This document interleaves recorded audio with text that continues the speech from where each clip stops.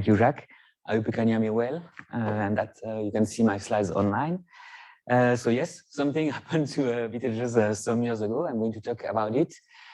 So that was the Great Dimming of Betelgeuse. And for those who do not know, this is this star, the orange one. So this is the prototypical red supergiant, or this is how we call it. So it is located about 200 parsecs away, and it has really the typical characteristics of a red supergiant. In particular, it's around 20 solar mass, but it has no known companion, and it's a bit strange for a massive star. And this is why I'm not so sure that it is really the prototypical red supergiant. It's apparently in the core helium burning phase, so the beginning of the red supergiant stage. So why do we care about red supergiants? So there were already plenty of talk this morning mentioning why they are important, and also yesterday. So basically, they have an important mass loss, which is going to enrich the interstellar medium and provide also momentum in its interstellar medium. But we do not know what the launching mechanism is for this mass loss. And another consequence of the mass loss is that it's going to determine the evolution of the star during the evolve stage. So it can go back to being a yellow hypergiant or even a blue giant, and then again a red supergiant, before exploding as a supernova. But this cycle and the type of supernovae will depend on the mass loss rate. And the final mass that will determine the type of compact object that will be left behind, so a black hole or a neutron star, depends on the mass loss. And in the case of Betelgeuse, actually, it is at the limit. So we are not sure if it's going to end up as a neutron star or a black hole. It will mainly depend on the mass loss rate of the star. So going back to Betelgeuse, so it's, as I said, a typical red supergiant in most characteristics. So like all red supergiants, it is a semi-regular variable with two main periods for the visible light curve that is shown here as seen from the AAVSO. So this is in the V band, and you see the pulsation convection periods of the star. And at the end of 2019, this happened. So we had what we call the Great Dimming of Betelgeuse. So it has never been observed for almost 200 years of observations that the star got so dim. And of course, when we were in that phase, so end of 2019, a lot of people, particularly in the press, in the media, said it's going to explode. So there was a kind of frenzy about it, but I think most astronomers did not believe in that because, as I said, it's in the core helium burning phase, and no reason to believe that it's going to explode anytime soon. And if we want to try to understand what is happening to Betelgeuse, we needed to use high angular resolution, because basically, apart from the crazy supernova hypothesis, we wanted to know if there was something happening on the photosphere. So dust formation, a cool spot, anything. But if you want to look for dust passing in front of the photosphere of this star, you have to remember that this is the photosphere, and it is permanently surrounded by a big dusty nebula. So this is what we call the circumstellar environment of Betelgeuse, and this is dust seen in the mid-infrared with the Visier instrument. So trying to determine, so basically if you point a telescope in the mid-infrared with spectroscopy, so without spatial resolution, and you look for dust, of course you are going to find dust because it's always there, and we know that for many, many years. So that's why we needed the sharpest eyes on the sky to be able to really see only the photosphere. So this is to scale, and to determine what was happening to this tiny point in this big circumstellar environment. So my strategy to try to understand the Great Dimming in 2019 was to use several instruments of the Paranal Observatory to observe this star. So of course it was DDT observations because we could not predict what was happening, what was going to happen on this star. So I requested time on Sphere, on UT3, to look at the dust in the circumstellar environment using polarization. That was the initial plan. You will see that I did not do that in the end. I also asked for time with the LTI gravity to look at the status of the convective pattern and to determine the size of the star. And Matisse in the mid-infrared, also with LTI, to look at the dust composition. And luckily, we were granted time. So this is serious, but you know how it looks like. So this is the black box here, near UT3. And we were extremely lucky with our observations because so this is the Great Dimming here. So we had the observation with the DDT program. So a first DDT program here in December. Then we saw that, oh, it's super exciting what we see. So we need more observations, the famous more data. And we asked for a second DDT program with the target of opportunity mode to trigger the observation at the light minimum here and in the recovery where the star was getting brighter. And it worked very well. That one was, I think, 4 days before they closed the observatory because of the pandemic. So we were very lucky. But we were even more lucky because a year before, as part of my regular observation of this star, I got observations exactly at the previous minimum. So we can really compare the star in identical pulsation stage. So that was really, really interesting. Actually, I spent a New Year's Eve observing Betelgeuse at Paranal. It was visitor mode. So for me, there was no better way to spend this night. And these are the observations we obtained with Sphere. So the 4 epochs of observations in the same filter with Sphere. And you can think that the Great Dimming was mainly in the southern hemisphere of the star, but here each image is scaled to its own minimum maximum. So if I use an absolute scale now, this is what we see, and we see that the Great Dimming happened all over the star, not just in the southern hemisphere.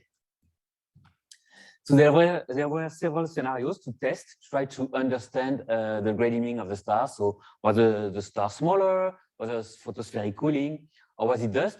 Just form or transiting in front of the star. So the last possibility was ruled out quite easily because if it was transiting, this is the minimum of light, this is just before, just after. Normally, a cloud of dust passing in front of the star should be moving, so it should be crossing the disk. Here we see that it remains in the southwest of the star, so it cannot be transiting. So we discard that. A shrinking of the star, we used the VLTI gravity observations, and we obtained those visibilities. So luckily, I don't need to explain this to you. You know how it works. So the red curve is a uniform disk model, and we had 2 epochs of observations, and we fitted the continuum with the uniform disk. And we see here at the bottom that the size of the star did not change significantly. We needed a 30% change in diameter to explain the Great Dimming. So this cannot explain it. So no shrinking of the star, no dust transiting. We are left with 2 scenarios, either a cool patch that formed on the surface of the star or a dusting clump that was formed in front of the star. I tested these 2 hypotheses with 2 different kinds of models. And this is the best images I could obtain with those models. And you see that either the cool spot on the second line or the dusty clump on the third line reproduce quite well the observations of Sphere on the first line. It was also the case for the ECD. The Radiancy 3D dust clump simulations are not reproducing the observation as well as the Phoenix model, so the cool spot, because we could not explore the entire parameter space. So these are the characteristics of the models. So temperature drop of 300 to 500 K and the characteristics of the dust clump. But of course, you can look at the paper if you want more details. So what was the Great Dimming? So the Great Dimming was actually a combination of the 2 phenomena. So there was a local cooling on the photosphere that triggered the nucleation of dust in a gas cloud in front of the star that was emitted years before. So we reached this conclusion from our observations, but also from what was already in the literature from other teams that observed the event. Some teams said it's necessarily a cool spot because we see it. Some others said, oh, it's necessarily dust because we see the formation of new dust. And then the logical conclusion is that if we have proof of both events, that both events happened simultaneously, and that was what we concluded in the Nature paper last year. A quick word about the Matisse observations. So Emily Cannon, my former PhD student, has been working on that. The paper is submitted to ANA. These are the Matisse data in the end band, the visibility and the closure phase quite complex. We cannot reconstruct an image because we don't have the UV coverage for that. So she compared simulations and models to the observables, and she concluded that if we want to reproduce both the visibilities and the rough shape of the closure phase, so we need to use a multiple clump model or a cool spot model, or actually a combination of both. And this is the trick by looking in the mid-infrared. So we were looking only for a clump hiding the photosphere, but something that cannot be seen invisible, but is visible in the thermal infrared, that we see other clump of dust, most probably in the closure phase, hidden around the red supergiant, as was shown by Suzanne. So you have dust all around the environment.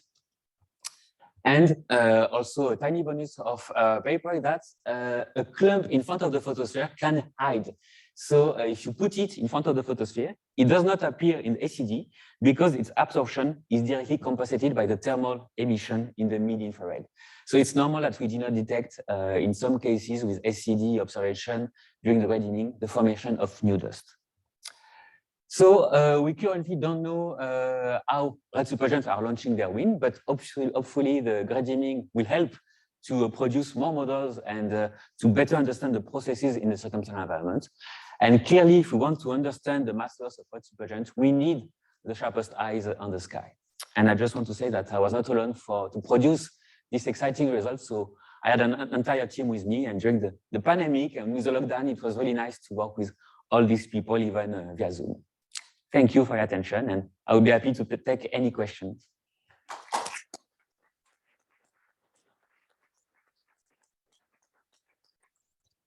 All right, many thanks, Miguel, for this very great talk and very nice observations. Are there any questions? I see one on, oh no, that was Claire, yeah. I think. Okay, so I have one question actually. So I was curious on your sphere observations when you compare the different images. How do you determine where the star is and where the maximum is on the surface of the star actually? Because then, how do you know that it's not moving? So that was a bit tricky, and actually when I did the comparison, I had to use a correlation of the images to properly compare them and to produce an offset, because of course the star is mostly there, but because you have a clump hiding it, it displaces the photocenter. So basically I did correlations between the observed images and the models to shift properly the image that way and to do the comparison. Okay, thanks. Any questions? And no. If not, let's just thank Miguel again and all the speakers from this morning session.